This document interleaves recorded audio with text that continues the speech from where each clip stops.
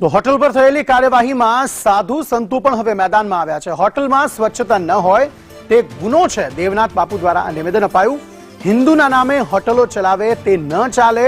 તમારા નામથી હોટલ ચલાવી હોય તો ચલાવો, ચોરી પર સીના જોરી ન ચાલવા દેવાય તેવું નિવેદન તેમણે આપ્યું છે। બે દિવસ પહેલા ગુજરાત સરકારે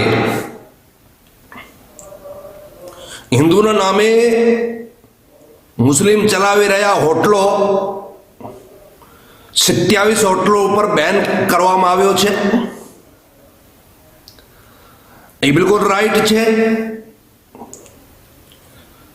હવે આ મજબૂધારીઓને તકલીફ થઈ રહી છે। પહેલી વાત તો તમારો એ ગુનો છે કે ત્યાં તમારે સ્વચ્છતા બિલકુલ નથી।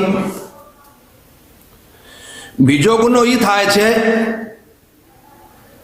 કે તમે હિન્દુઓના નામે હોટલ ચલાવી રહ્યા છો, હિન્દુ નામ રાખ્યો છે હોટલ ઉપર।